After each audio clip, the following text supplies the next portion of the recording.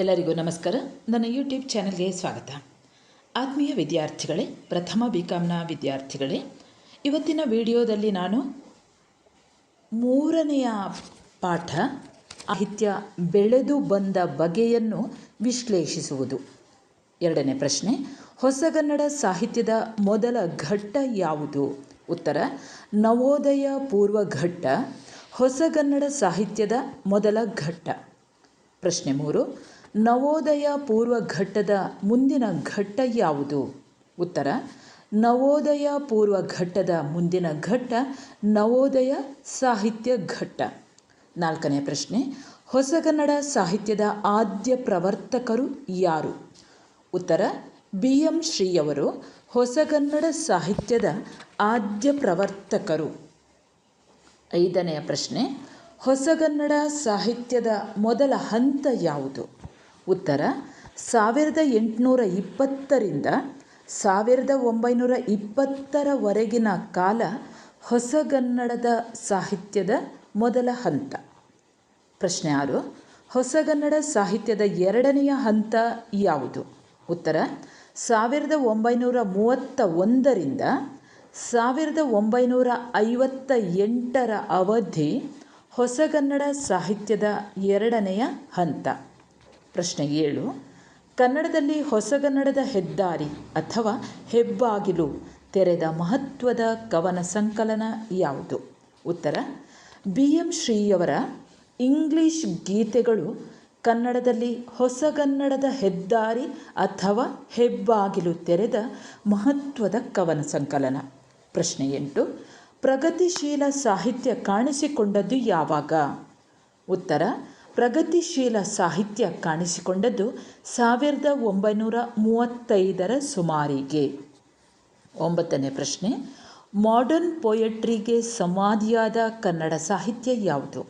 ಉತ್ತರ, ನವ್ಯ ಸಾಹಿತ್ಯ ಮಾಡರ್ನ್ ಪೊಯೆಟ್ರಿಗೆ ಸಮಾಧಿಯಾದ ಕನ್ನಡ ಸಾಹಿತ್ಯ. 10ನೇ ಪ್ರಶ್ನೆ, ಸ್ತ್ರೀಪರ ನಿಲುವು ಕಾಳಜಿ ಸಂವೇದನೆಯ ಸಾಹಿತ್ಯ ಯಾವುದು? ಉತ್ತರ, ಮಹಿಳಾ ಸಾಹಿತ್ಯ ಸ್ತ್ರೀಪರ ನಿಲುವು ಕಾಳಜಿ ಸಂವೇದನೆಯ ಸಾಹಿತ್ಯ. ಇವಿಷ್ಟು 1 ಅಂಕದ ಪ್ರಶ್ನೆಗಳು. ಇನ್ನು 5 ಅಂಕಗಳ ಟಿಪ್ಪಣಿಯನ್ನು ನೋಡೋಣ. ನವೋದಯ ಸಾಹಿತ್ಯ. ಹೊಸಗನ್ನಡದ ಪ್ರಮುಖ ಘಟ್ಟಗಳಲ್ಲಿ ನವೋದಯ ಸಾಹಿತ್ಯವು ಒಂದು. ಪಾಶ್ಚಾತ್ಯ ಸಾಹಿತ್ಯದ ರೊಮ್ಯಾಂಟಿಕ್ ಕಾವ್ಯದಿಂದ ಪ್ರಭಾವ ಪ್ರೇರಣೆ ಪಡೆದು ರೂಪುಗೊಂಡ ಸಾಹಿತ್ಯವೇ ನವೋದಯ ಸಾಹಿತ್ಯ. BM ಶ್ರೀಯವರು ಇದರ ಆದ್ಯ ಪ್ರವರ್ತಕರು. ಅವರ ಇಂಗ್ಲಿಷ್ ಗೀತೆಗಳು ಕನ್ನಡ ಸಂಕಲನ ಕನ್ನಡದಲ್ಲಿ ನವೋದಯ ಸಾಹಿತ್ಯವನ್ನು ತೆರೆಯುವುದರ ಮೂಲಕ ಹೊಸಗನ್ನಡದ ಹೆದ್ದಾರಿಯನ್ನು ಅಥವಾ ಹೆಬ್ಬಾಗಿಲನ್ನು ತೆರೆದು ತೋರಿತು. ನವೋದಯ ಕಾವ್ಯ ಅಥವಾ ಹೊಸಗನ್ನಡ ಸಾಹಿತ್ಯ ಸೃಷ್ಟಿಯಲ್ಲಿ BM ಶ್ರೀಯವರೇ ಮೊದಲಿಗರು ಏನಲ್ಲ. ಅವರಿಗಿಂತ ಮೊದಲು ಅಥವಾ ನವೋದಯ ಪೂರ್ವಕಾಲ ಘಟ್ಟದಲ್ಲಿ ಪಂಜೆ, ಗೋವಿಂದ ಪೈ, ಹಟ್ಟಿಯಂಗಡಿ ನಾರಾಯಣರಾವ್ ಮೊದಲಾದವರು ಸ್ವತಂತ್ರ ಕವನ ಹಾಗೂ ಅನುವಾದಿತ ಕವನಗಳನ್ನು ರಚಿಸಿದ್ದರು. ಇಂಗ್ಲೆಂಡಿಗೆ ಉನ್ನತ ವ್ಯಾಸಂಗಕ್ಕೆ ಹೋದ BM ಶ್ರೀಯವರು ಅಲ್ಲಿನ ರೊಮ್ಯಾಂಟಿಕ್ ಕಾವ್ಯವನ್ನು ಅಧ್ಯಯನ ಮಾಡಿ ಅದರ ಲಕ್ಷಣಗಳನ್ನು ಬಳಸಿಕೊಂಡು ಹೊಸ ಬಗೆಯ ಕಾವ್ಯ ಸೃಷ್ಟಿ ಮಾಡುವುದರ ಮೂಲಕ ಹೊಸಗನ್ನಡ ಸಾಹಿತ್ಯದ ಆದ್ಯ ಪ್ರವರ್ತಕರಾದರು.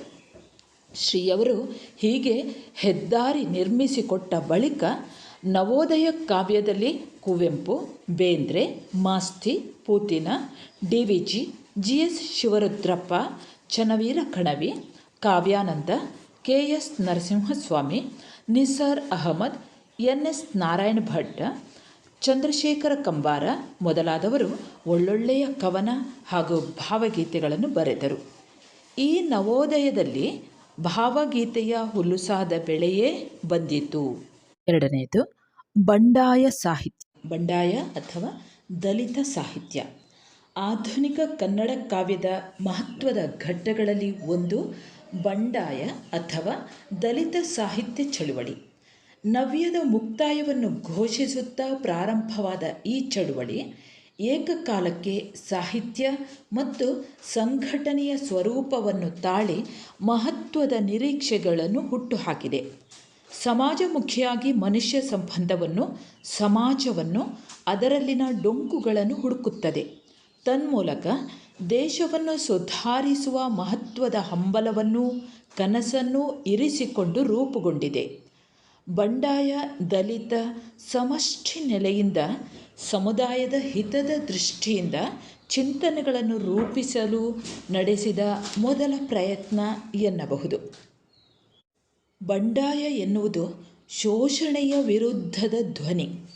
ಒಂದು ವ್ಯವಸ್ಥೆಯ ವಿರುದ್ಧ, ಅಸಮಾನತೆಯ ವಿರುದ್ಧ, ಮೂಲಭೂತ ಸ್ಥಾನಮಾನಗಳಿಗಾಗಿ ಹೋರಾಡುವಾಗ ಒಬ್ಬ ವ್ಯಕ್ತಿಯ ಧ್ವನಿಯು ಮಹತ್ವವಾಗುವುದಿಲ್ಲ.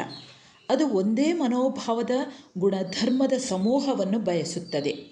ಅಂತಹ ಸಮೂಹದ ಧ್ವನಿಗೆ ನಿಜವಾದ ಅರ್ಥದಲ್ಲಿ ಬಂಡಾಯದ ಮಹತ್ವ ದೊರಕುತ್ತದೆ. GS ಶಿವರುದ್ರಪ್ಪನವರು ಹೇಳುವಂತೆ ಬಂಡಾಯ ಎನ್ನುವುದು ಮನೋಧರ್ಮ. ಈ ಮನೋಧರ್ಮದ ಮುಖ್ಯ ಲಕ್ಷಣ ಸಾಮಾಜಿಕ ಅಸಮಾನತೆ ಹಾಗೂ ಅನ್ಯಾಯಗಳನ್ನು ಪ್ರಶ್ನಿಸುವ ಮತ್ತು ಪರಿಸ್ಥಿತಿಯನ್ನು ಬದಲಾಯಿಸುವ ಉದ್ದೇಶದಿಂದ ಪ್ರತಿಭಟಿಸುವ ಒಂದು ಪ್ರವೃತ್ತಿ. ಇನ್ನು ಬಂಡಾಯದ ಅರ್ಥವನ್ನು ವಿವರಿಸಿದಷ್ಟು ಸುಲಭವಾಗಿ, ಸರಳವಾಗಿ ದಲಿತ ಪದವನ್ನು ಅರ್ಥೈಸಲು ಸಾಧ್ಯವಾಗುವುದಿಲ್ಲ. ಬಂಡಾಯ ಮತ್ತು ದಲಿತಗಳು ಹೆಚ್ಚು ಕಡಿಮೆ ಒಂದೇ ತೆರನಾಗಿ ಸಂಘಟನೆಯ ಅರ್ಥದೊಂದಿಗೆ ಬೆಳೆದವುಗಳು. ಹತ್ತಾರು ಸಿದ್ಧಾಂತಗಳಿಂದ ವರ್ತಮಾನದಿಂದ ಪ್ರೇರಣೆ ಪಡೆದುಕೊಂಡು ಆ ನಿಟ್ಟಿನಲ್ಲಿಯೇ ಆಪ್ತವಾಗುವ ಸಾಹಿತ್ಯವನ್ನು ಇವು ನಿರ್ಮಿಸಿದವು. ಬೆಳವಣಿಗೆಯ ಜೊತೆಗೆ ತಮ್ಮ ಉದ್ದೇಶಗಳನ್ನು, ವೈಚಾರಿಕ ನಿಲುವುಗಳನ್ನು ಪ್ರಕಟಪಡಿಸಿದವು. ಸಾಂಪ್ರದಾಯಿಕ ಬದುಕನ್ನು, ಸಮಾಜವನ್ನು ನಿರಾಕರಿಸುತ್ತಲೇ ಹೊಸ ಸಮಾಜದ ಕನಸನ್ನು ಇವು ಜೀವಂತವಾಗಿರಿಸಿಕೊಂಡು ಬಂದಿವೆ. ಅಕ್ಷರಸ್ಥರು ಅನಕ್ಷರಸ್ಥರನ್ನು ತಲುಪುವ ಕಾಳಜಿಯನ್ನು ಹೊಂದಿವೆ. ಬದುಕಿನ ಪ್ರೇಮ, ಅದಮ್ಯವಾದ ಸಾಮಾಜಿಕ ಕಳಕಳಿ, ಗಾಢವಾದ ರಾಜಕೀಯ ಪ್ರಜ್ಞೆ ಇವು ಬಂಡಾಯ ಸಾಹಿತ್ಯದ ಪ್ರಮುಖ ಅಂಶಗಳು. ದೇವನೂರು ಮಹಾದೇವ ಅವರು ಕನ್ನಡದ ಮೊದಲ ದಲಿತ ಲೇಖಕರು ಎಂಬ ಖ್ಯಾತಿ ಪಡೆದರು. ಈ ಸಾಹಿತ್ಯದ ಆದ್ಯ ಪ್ರವರ್ತಕರಾದವರು ದಲಿತ ಕವಿ ಸಿದ್ಧಲಿಂಗಯ್ಯನವರು. ಇನ್ನು ದೇವಯ್ಯ ಹರವೆ, ಸಿದ್ಧಲಿಂಗಯ್ಯ, ದೇವನೂರ ಮಹಾದೇವ, ಚಂದ್ರಶೇಖರ ಪಾಟೀಲ, ಬರಗೂರು ರಾಮಚಂದ್ರಪ್ಪ, ಮುಳ್ಕೂರ ನಾಗರಾಜ, ಗುಡಿಹಳ್ಳಿ ನಾಗರಾಜ, ಮ.ನ. ಜವರಯ್ಯ, ಅರವಿಂದ ಮಾಲಗತ್ತಿ, ರಂಜಾನ್ ದರ್ಗಾ, ಕುಂ ವೀರಭದ್ರಪ್ಪ, ಕಾಳೇಗೌಡರ್ ನಾಗವಾರ, ಅಲ್ಲಮಪ್ರಭು ಬೆಟ್ಟದೂರ, ಜಂಬಣ್ಣ ಅಮರಚಿಂತ, ಬಸವರಾಜ ಸಬರದ, ಬಿ.ಟಿ. ಲಲಿತಾ ನಾಯಕ್, ವಿಜಯ ದಬ್ಬೆ, ಸುಕನ್ಯಾ ಮಾರುತಿ, ಚೆನ್ನಣ್ಣ ವಾಲಿಕಾರ, ಎಚ್.ಎಸ್. ಶಿವಪ್ರಕಾಶ ಮುಂತಾದ ಪ್ರತಿಭಾವಂತರು ಬಂಡಾಯ ದಲಿತ ಚಳುವಳಿಯಲ್ಲಿ ಸಕ್ರಿಯವಾಗಿ ತೊಡಗಿಸಿಕೊಂಡಿದ್ದಾರೆ. ಇನ್ನು 5 ಅಂಕದ ಪ್ರಶ್ನೆಗಳನ್ನು ನೋಡೋಣ.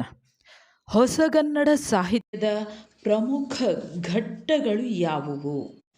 ರಂಶ್ರೀ ಮುಗಳಿಯವರು 1820ರಿಂದ 1920ರವರೆಗಿನ ಕಾಲವನ್ನು ಹೊಸಗನ್ನಡ ಸಾಹಿತ್ಯದ ಮೊದಲ ಹಂತವೆಂದು ಹೆಸರಿಸುತ್ತಾರೆ. 1921ರಿಂದ 1958ರ ಅವಧಿಯನ್ನು ಎರಡನೆಯ ಹಂತವೆಂದು ಗುರುತಿಸುತ್ತಾರೆ. ನವೋದಯ ಸಾಹಿತ್ಯವನ್ನು ಕುರಿತ ಕಾಲದ ನಿರ್ಧಾರ ಇಲ್ಲಿಯೇ ನಡೆಯುವಂಥದ್ದು. ಮೊದಲ ಹಂತವನ್ನು ಎಲ್.ಎಸ್. ಶೇಷಗಿರಿ ರಾವ್ ಅವರು ನವೋದಯ ಪೂರ್ವವೆಂದು ಚರ್ಚಿಸಿದರೆ, ಪ್ರೊಫೆಸರ್ ಎಸ್. ಅನಂತನಾರಾಯಣ ಅವರು ಮುಂಬೆಳಗು ಎಂದು ಹೆಸರಿಸಿದ್ದಾರೆ.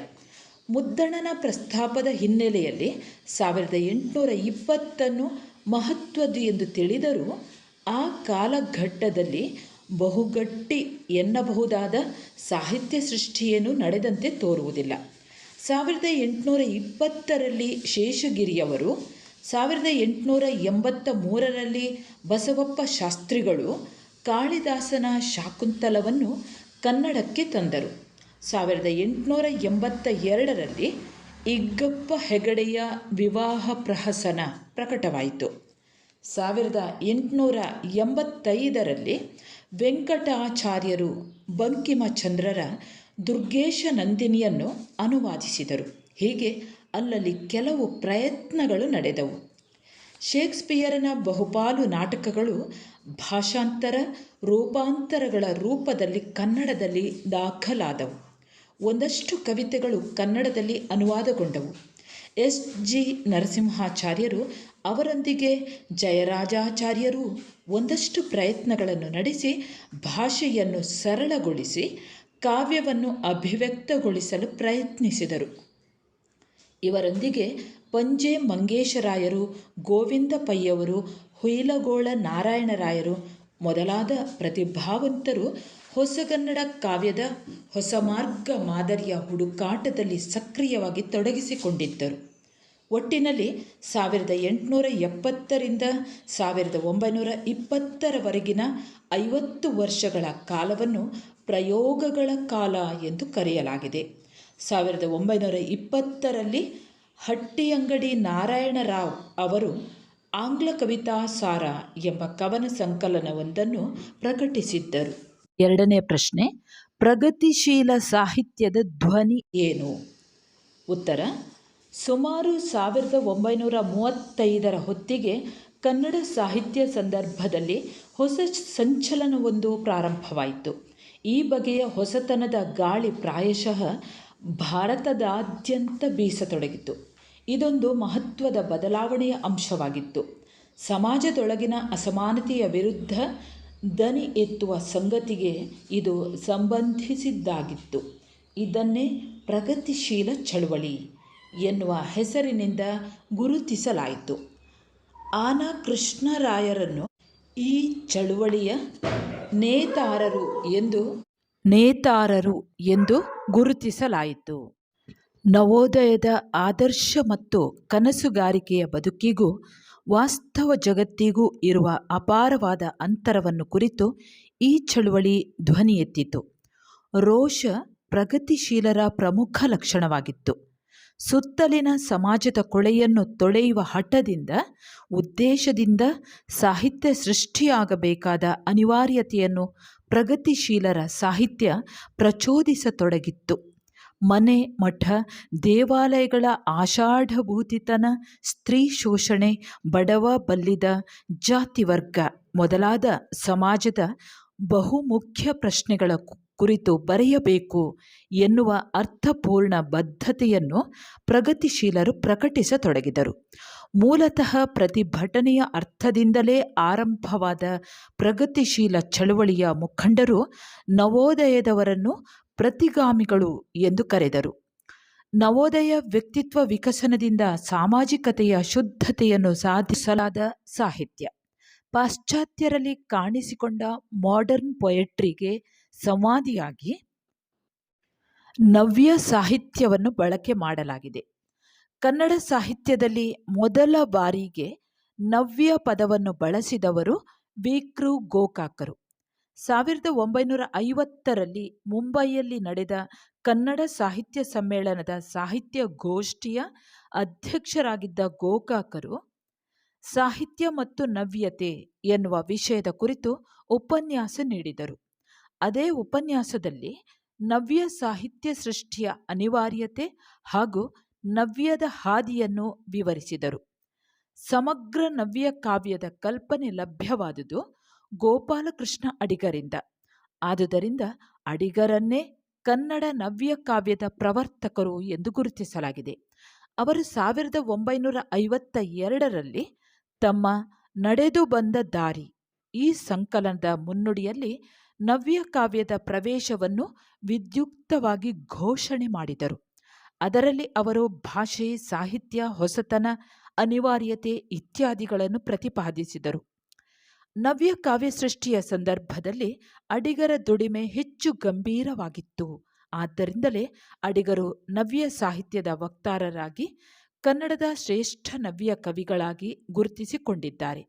ಸುಮಾರು 3 ದಶಕಗಳ ಕಾಲ ನವ್ಯ ಕನ್ನಡ ಸಾಹಿತ್ಯ ಕ್ಷೇತ್ರವನ್ನು ಪ್ರಭಾವಿಸಿತು. ನವ್ಯ ಕಾವ್ಯ ರೂಢಿಸಿಕೊಂಡ ಲಕ್ಷಣಗಳನ್ನು ಈ ಕೆಳಕಂಡಂತೆ ಗುರುತಿಸಬಹುದು. ವ್ಯಂಗ್ಯ ದೃಷ್ಟಿ ವ್ಯಂಗ್ಯ ದೃಷ್ಟಿ ಮುಖ್ಯವಾಗಿತ್ತು. ಅದರೊಂದಿಗೆ ಪ್ರತಿಭಟನೆಯನ್ನು ಬಂಡಾಯದ ಧ್ವನಿಯಲ್ಲಿ ವ್ಯಕ್ತಗೊಳಿಸುವುದು, ಮೌಲ್ಯಗಳ ಪುನರ್ವಿಮರ್ಶೆ, ಬುದ್ಧಿಯ ಪ್ರಾಧಾನ್ಯ, ಇದಕ್ಕೆ ಪೂರಕವಾಗಿ ವಿಜ್ಞಾನದ ಪ್ರಭಾವ, ತೀಕ್ಷ್ಣ ಸಂವೇದನೆ, ದೇಶೀಯತೆಯ ಸತ್ಯದ ಹುಡುಕಾಟ, ಬದುಕಿನ ಬಗೆಗಿನ ಭ್ರಮನಿರಸನ, ಅನುಭವಗಳ ಪ್ರಾಮಾಣಿಕತೆಯೇ ಇಲ್ಲಿನ ಲಕ್ಷಣವಾಗಿತ್ತು. ಕನ್ನಡ ಕಾವ್ಯದಲ್ಲಿ ನವ್ಯತೆ ಬಂದುದು ಹೊಸ ಮನೋಧರ್ಮದ ಫಲವಾಗಿ ಎನ್ನುವ ಶಾಂತಿನಾಥ ದೇಸಾಯಿಯವರು ಇಂಗ್ಲಿಶಿನ ಪ್ರಭಾವವನ್ನು ಬಲವಾಗಿ ನಿರಾಕರಿಸುವ ಪ್ರಯತ್ನ ಮಾಡುತ್ತಾರೆ. ಆದ್ಯ ರಂಗಾಚಾರ್ಯರು ಮತ್ತು ವಿಕೃ ಗೋಕಾಕರು ಪಾಶ್ಚಾತ್ಯ ಪ್ರಭಾವಗಳನ್ನು ಕನ್ನಡಕ್ಕೆ ತಂದುದನ್ನು ಇಲ್ಲಿ ಸ್ಮರಿಸಬಹುದು. ಇವೆಲ್ಲವೂ ನವ್ಯ ಚಳುವಳಿಯ ಉಗಮಕ್ಕೆ ಕಾರಣವಾಯಿತು ಎಂಬುದನ್ನು ನಾವು ಗಮನಿಸಬಹುದು. ಈ ನವ್ಯ ಸಾಹಿತ್ಯ ಗೋಪಾಲಕೃಷ್ಣ ಅಡಿಗರಂತಹ ಶ್ರೇಷ್ಠ ಕವಿಗಳನ್ನು ಸೃಷ್ಟಿಸಿತು. Ramachandra Sharma, K S. Nisar Ahmad, V G. Bhatta, A K. Ramanujan, Lankesh, Chandrashekhara Kambara ಮೊದಲಾದ ಕವಿಗಳನ್ನು ಈ ಪ್ರಕಾರ ಒಳಗೊಳ್ಳುತ್ತದೆ. ನವೋದಯ ಕಾಲದಲ್ಲಿ ಗುರುತಿಸಿಕೊಂಡ ಕೆ.ಎಸ್. ನರಸಿಂಹಸ್ವಾಮಿ, ಜಿ.ಎಸ್. ಶಿವರುದ್ರಪ್ಪ, ಚೆನ್ನವೀರ ಕಣವಿ ಮೊದಲಾದವರು ನವ್ಯದಲ್ಲಿಯೂ ಕೃಷಿ ಮಾಡಿರುವುದನ್ನು ಇಲ್ಲಿ ಉದಾಹರಿಸಬಹುದು. ಆಧುನಿಕ ಕನ್ನಡ ಸಾಹಿತ್ಯ ಪರಂಪರೆಯ ಮಹತ್ವದ ಘಟ್ಟಗಳಲ್ಲಿ ಒಂದಾದ ನವ್ಯ ಕಾವ್ಯ ಕನ್ನಡ ಭಾಷೆಗೆ, ಸಾಹಿತ್ಯಕ್ಕೆ ನೀಡಿದ ಕೊಡುಗೆ ಅಪಾರವಾಗಿದೆ. ವಿದ್ಯಾರ್ಥಿಗಳೇ, ಈಗ 8 ಅಂಕದ ಪ್ರಶ್ನೆಗಳು. ನವೋದಯ ಸಾಹಿತ್ಯ ಎಂದರೇನು? ಉತ್ತರ ನೋಡ್ಕೊಳ್ಳಿ. ಉತ್ತರ: ಇಂಗ್ಲಿಷ್ನ ರೊಮ್ಯಾಂಟಿಕ್ ಸಾಹಿತ್ಯದ ಪ್ರಭಾವದಿಂದ ರೂಪುಗೊಂಡ ಹೊಸ ಸಾಹಿತ್ಯ ಪ್ರಕಾರವನ್ನು ನವೋದಯವೆಂದು ಗುರುತಿಸಲಾಗಿದೆ. ಈ ಚಳುವಳಿಯನ್ನೇ ರಮ್ಯವಾದವೆಂತಲೂ ಕರೆಯಲಾಗಿದೆ. ಅಧಿಕೃತತೆಯ ಅರ್ಥ ಮತ್ತು ದಾಖಲಾತಿಯ ಕಾರಣಕ್ಕೆ ಬಿ.ಎಂ. ಶ್ರೀಯವರ ಇಂಗ್ಲಿಷ್ ಗೀತಗಳು ಸಂಕಲನವನ್ನೇ ಆಧುನಿಕ ಕನ್ನಡ ಸಾಹಿತ್ಯ ಪರಂಪರೆಯ ಮೊದಲ ಘಟ್ಟವಾದ ನವೋದಯದ ಮೊದಲ ಪ್ರಾತಿನಿಧಿಕ ಸಂಕಲನವೆಂದು ಪರಿಗಣಿಸಲಾಗಿದೆ. ಈ ಕಾರಣಕ್ಕಾಗಿ ಬಿ.ಎಂ. ಶ್ರೀಕಂಠಯ್ಯನವರನ್ನು ನವೋದಯದ ಮಾರ್ಗಕಾರರು ಎಂದು, ನವೋದಯ ಶಿಲ್ಪಿಯೆಂದೂ ಕರೆಯಲಾಗಿದೆ. ಭಾರತದಲ್ಲಿ ಊಳಿಗಮಾನ್ಯ ವ್ಯವಸ್ಥೆ, ಅದರ ಹಿಂದೆಯೇ ಬಂದ ಮುಖ್ಯವಾದ ಗಾಂಧಿ ಪ್ರಭಾವ, ವಿವೇಕಾನಂದರ ಮಾನವತೆಯ ಸಂದೇಶಗಳು ಈ ಸಾಹಿತ್ಯದ ಬೆನ್ನೆಲುಬಿನ ಅರ್ಥದಲ್ಲಿ ದಾಖಲಾಗತೊಡಗಿದ್ದವು. ವ್ಯಷ್ಟಿ ಸಮಷ್ಟಿಗಳೆರಡೂ ಇಲ್ಲಿ ಪ್ರಧಾನವಾದವು. ಜಗತ್ತನ್ನು ಇದ್ದಂತೆ ನೋಡುತ್ತಲೇ ಅದಕ್ಕೆ ಪೂರಕವಾದ ಹೊಸತಾದ ತನ್ನದೇ ಆದ ಜೀವನಾನುಭವದ ಕಲ್ಪನೆ ಮತ್ತು ವಿವೇಚನೆಯೊಂದಿಗೆ ಕಾವ್ಯವನ್ನು ಸೃಷ್ಟಿಸುವ ಸಾಧ್ಯತೆಗಳು ಇಲ್ಲಿಂದಲೇ ತೆರೆದುಕೊಂಡವು. ಮನುಷ್ಯ ಜೀವನದ ಪರಿಪೂರ್ಣತೆಯ ಹುಡುಕಾಟದ ಜೊತೆಯಲ್ಲಿಯೇ ಜೀವನವನ್ನು ಸಾರ್ಥಕಗೊಳಿಸಿಕೊಳ್ಳಬಹುದಾದಂತಹ ಚಿಂತನೆಯೂ ಮಹತ್ವವಾಗಿತ್ತು. ನಿಸರ್ಗ, ತಾಯಿ ತಂದೆ, ದೇವರು, ನಾಡು ನುಡಿ, ದೇಶ ಪ್ರೇಮ ಮೊದಲಾದ ಸಂಗತಿಗಳು ಮುಖ್ಯವಾದವು. ಭಕ್ತಿ, ಪ್ರೀತಿ, ಪ್ರೇಮ, ತ್ಯಾಗ ಮೊದಲಾದವು ಅಭಿವ್ಯಕ್ತಿಯ ಸ್ವರೂಪಗಳಾದವು. ಆಧ್ಯಾತ್ಮಿಕತೆ ಆಧುನಿಕ ಕಾವ್ಯದ ಮತ್ತೊಂದು ಮುಖ್ಯ ಲಕ್ಷಣ. ಜಗತ್ತನ್ನು ನಿರ್ಮಿಸಿದ, ನಿಯಂತ್ರಿಸುವ ಸಹಜವಾದ ಶಕ್ತಿಯೊಂದಿದೆ ಎನ್ನುವ ಸಹಜವಾದ ನಂಬಿಕೆಯೊಂದಿಗೆ ಅಂತಹ ದೇವರೊಂದಿಗೆ ಮನುಷ್ಯನಿಗೆ ಇರುವ ಸಂಬಂಧದ ಸ್ವರೂಪವನ್ನು ಆಧರಿಸಿದ ಕವಿತೆಗಳು ನವೋದಯ ಕಾಲಕ್ಕೆ ಬಹುಸಂಖ್ಯೆಯಲ್ಲಿ ರಚಿತವಾದವು. ಗಂಡು ಹೆಣ್ಣಿನ ಸಂಬಂಧವನ್ನು ಆದರ್ಶಗೊಳಿಸಿ ಸಂಬಂಧವನ್ನು ಗಟ್ಟಿಗೊಳಿಸುವ ಪ್ರಯತ್ನಗಳಂತೆ ಒಲವಿನ ಕವಿತೆಗಳು ಸೃಷ್ಟಿಯಾದವು. ನವೋದಯದ ಆದರ್ಶ ಕನಸುಗಾರಿಕೆ ಕಲ್ಪನೆ ಒಮ್ಮೊಮ್ಮೆ ಆಧ್ಯಾತ್ಮಿಕತೆಯು ಪ್ರೇಮದಂತಹ ವಸ್ತುವಿನೊಂದಿಗೆ ಅವಿನಾಭಾವವಾಗಿ ಮಿಳಿತಗೊಂಡು ಶ್ರೇಷ್ಠವಾದ ಬಹಳಷ್ಟನ್ನು ಸಾಧಿಸಿದ್ದನ್ನು ನಾವು ಮರೆಯುವಂತಿಲ್ಲ. ನವೋದಯ ಕವಿತೆಗಳು ಎಂದರೆ ಭಾವಗೀತೆಗಳು ಎನ್ನುವಷ್ಟರ ಮಟ್ಟಿಗೆ ಭಾವಗೀತೆಗಳು ಸೃಷ್ಟಿಯಾದವು. ಮನುಷ್ಯನ ಅನಿಸಿಕೆಗಳ ಮೂಲ ಅರ್ಥದಲ್ಲಿ ಪ್ರಕಟಗೊಳ್ಳುವ ಭಾವಗಳು ಗೇಯತೆಯ ಲಯದ ಹಿನ್ನೆಲೆಯಲ್ಲಿ ಹಾಡುಗಳ ರೂಪದಲ್ಲಿ ವ್ಯಕ್ತವಾಗುವುದೇ ಭಾವಗೀತೆ. ಭಾವಗೀತೆಗೆ ಇರುವ ಎರಡು ಪ್ರಧಾನ ಗುಣಗಳೆಂದರೆ, ಒಂದು ಭಾವಪ್ರಧಾನತೆ, ಎರಡನೆಯದು ಗೀತಾತ್ಮಕತೆ. ಒಂದು ವಸ್ತು ಅಥವಾ ಒಂದು ವಸ್ತುವಿನ ಭಾವವನ್ನು ಕವಿ ಕಾಣುವ, ಕಂಡು ಗ್ರಹಿಸುವ, ಗ್ರಹಿಸಿದ್ದನ್ನು ಅನುಭವಿಸುವ, ಅನುಭವಿಸಿದ್ದನ್ನು ಅಭಿವ್ಯಕ್ತಿಗೊಳಿಸುವ ಮೂಲಕ ಆನಂದದ ರಸವನ್ನು ಹೊಂದುವುದು ಭಾವಗೀತೆಯ ಅರ್ಥ ಮತ್ತು ಗುರಿಗಳು ಆಗಿದ್ದವು. ಇನ್ನು ನವೋದಯ ಸಾಹಿತ್ಯದ ಸಾಹಿತಿಗಳ ಬಗ್ಗೆ ಹೇಳುವುದಾದರೆ, BM ಶ್ರೀಯವರಿಂದ ಪ್ರಾರಂಭವಾದ ಆಧುನಿಕ ಸಾಹಿತ್ಯ ಪರಂಪರೆಯ ಘೋಷಣೆ ಇಂಗ್ಲಿಷ್ ಗೀತಗಳ ಮೂಲಕ ಅಧಿಕೃತ ಎನ್ನುವ ಅರ್ಥದಲ್ಲಿ ದಾಖಲಾದರೂ, ಹಟ್ಟಿಯಂಗಡಿ ನಾರಾಯಣರಾವ್, ಪಂಜೆ ಮಂಗೇಶರಾಯರು, ಸಾಲಿ ರಾಮಚಂದ್ರರಾಯರು, ಗೋವಿಂದ ಪೈಗಳು ನವೋದಯದ ಮೊದಲ ಬೆಳಕಿಗಾಗಿ ಶ್ರಮಿಸಿದ ಕವಿಗಳಾಗಿದ್ದಾರೆ. ಮಾಸ್ತಿ ವೆಂಕಟೇಶ ಅಯ್ಯಂಗಾರ್, DV ಗುಂಡಪ್ಪ, ದಾರಾ ಬೇಂದ್ರೆ, ಕುವೆಂಪು, ತೀನಂ ಶ್ರೀಕಂಠಯ್ಯ, KS ನರಸಿಂಹಸ್ವಾಮಿ ಮೊದಲಾದ ಕವಿಗಳು ಹೊಸ ಪ್ರಯೋಗಗಳ ಹರಿಕಾರರಾಗಿ ಹೊಸತನಕ್ಕಾಗಿ ಹಾರೈಸಿ ಸಾಧನೆಗಳನ್ನು ಮಾಡಿದರು. ಪೂತಿ ನರಸಿಂಹಾಚಾರ್, ವಿ.ಕೃ. Gokak, V. Seetharamaiah, SV Parameshwara Bhatta, S. Ananthanarayana, GS Shivarudrappa ಮೊದಲಾದ ಕವಿಗಳು ನವೋದಯ ಸಾಹಿತ್ಯ ಪರಂಪರೆಯನ್ನು ಹೆಚ್ಚು ಜೀವಂತಗೊಳಿಸಿದರು. ಈ ನವೋದಯ ಕಾವ್ಯ ವಾಸ್ತವ ಮತ್ತು ಆದರ್ಶಗಳ ಬದುಕಿನ ಪ್ರೀತಿಯನ್ನು ಉಳಿಸಿಕೊಂಡು ಸಮನ್ವಯತೆ ಸಾಧಿಸಿದ್ದನ್ನು ನಾವು ನಿರಂತರವಾಗಿ ನೆನೆಯಬಹುದು. ಕೊನೆಯ ಪ್ರಶ್ನೆ: ಮಹಿಳಾ ಸಾಹಿತ್ಯವನ್ನು ವಿಶ್ಲೇಷಿಸಿರಿ. ಉತ್ತರ: ಹೊಸಗನ್ನಡ ಸಾಹಿತ್ಯದ ಪ್ರಮುಖ ಘಟ್ಟಗಳಲ್ಲಿ ಮಹಿಳಾ ಸಾಹಿತ್ಯವು ಒಂದು. ನವೋದಯ, ಪ್ರಗತಿಶೀಲ, ನವ್ಯ, ದಲಿತ, ಬಂಡಾಯ ಈ ಎಲ್ಲ ಸಾಹಿತ್ಯ ಘಟ್ಟಗಳಲ್ಲೂ ಮಹಿಳಾ ಸಾಹಿತ್ಯ ಕಾಣಿಸಿಕೊಂಡದ್ದುಂಟು. ಕನ್ನಡ ಸಾಹಿತ್ಯದಲ್ಲಿ ಸ್ತ್ರೀ ಪರವಾದ ನಿಲುವು ಅಕ್ಕ ಮಹಾದೇವಿ, ಸಂಚಿ ಹೊನ್ನಮ್ಮರಲ್ಲಿ ಕಾಣುತ್ತೇವೆ. ಮುಂದೆ ಸ್ತ್ರೀ ಪುರುಷರ ಸಮಾನತೆ ಹಾಗೂ ಸಮಾನತೆಯ ಅವಕಾಶ ಸ್ಥಾಪನೆ, ಇದನ್ನು ಕುರಿತು ಸ್ತ್ರೀವಾದಿ ಬರಹಗಾರರು ಮಂಡಿಸಿದ್ದಾರೆ. ಸಾಮಾಜಿಕ ಅನಿಷ್ಟ ಪದ್ಧತಿಗಳನ್ನು ಖಂಡಿಸುವುದು, ಗಂಡು ಹೆಣ್ಣಿನ ಸಂಬಂಧದ ಕುರಿತು ಅರಿವು ಮೂಡಿಸುವುದು, ವ್ಯಕ್ತಿ ಸ್ವಾತಂತ್ರ್ಯವನ್ನು ಬಯಸುವುದು, ವೈಯಕ್ತಿಕ ಮತ್ತು ಸಾಮಾಜಿಕ ಕಾಳಜಿಯನ್ನು ಚಿತ್ರಿಸುವುದು ನವೋದಯ ಕಾಲದ ಮಹಿಳಾ ಸಾಹಿತ್ಯದ ಒಲವಾಗಿತ್ತು. ಕಳೆದ ಶತಮಾನದ ಆರಂಭದ ದಶಕಗಳಲ್ಲಿ ಉದಾರವಾದಿ ಸ್ತ್ರೀವಾದದ ಅಂಶಗಳನ್ನು ಒಳಗೊಂಡ ಸುಧಾರಕ ಚಳುವಳಿಗಳು ಆರಂಭಗೊಂಡಿದ್ದವು. ಈ ಅವಧಿಯಲ್ಲಿ ಸ್ತ್ರೀ ಕೇಂದ್ರಿತ ಸಮಸ್ಯೆಗಳು ದೇಶದ ಉದ್ದಗಲಕ್ಕೂ ಚರ್ಚೆಗೆ ಒಳಗಾಗಿದ್ದವು.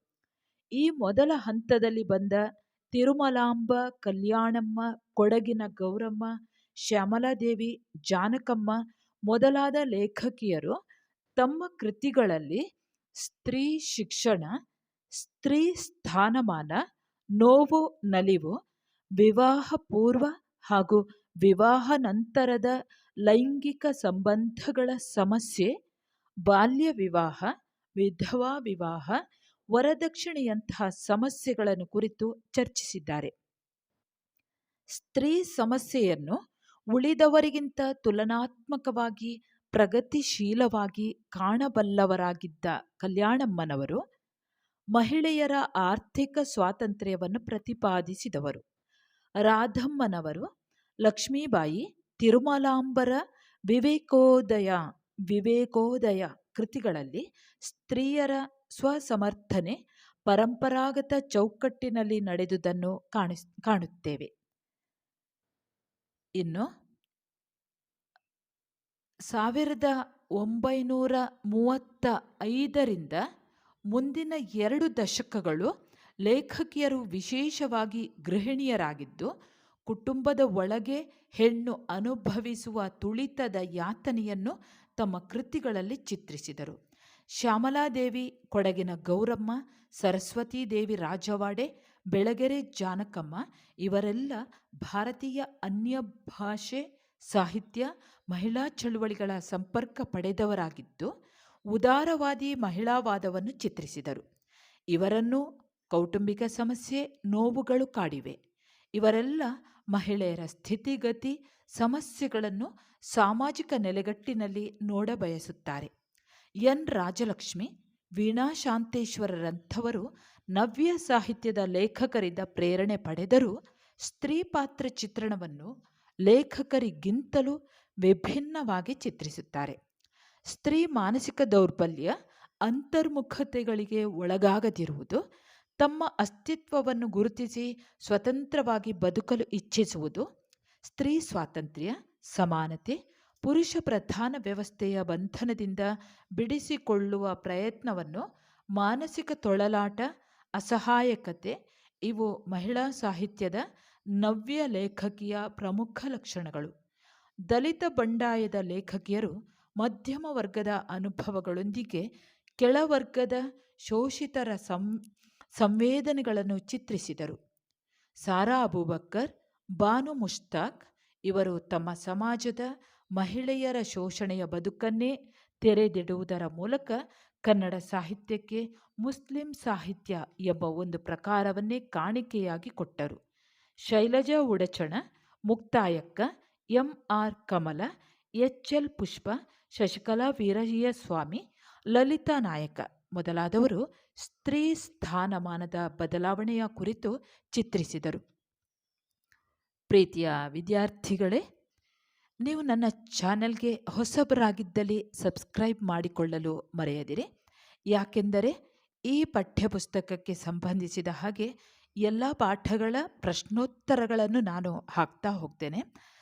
ಹಾಗೆ ನಿಮ್ಮ ಅನಿಸಿಕೆಗಳು ಏನಾದರೂ ಇದ್ದರೆ ಕಮೆಂಟ್ ಮಾಡಿ. ಮುಂದೆ ಇನ್ನೊಂದು ವಿಷಯಗಳೊಂದಿಗೆ ಮತ್ತೆ ಬರುತ್ತೇನೆ. ಅಲ್ಲಿಯವರೆಗೆ ನಮಸ್ಕಾರ.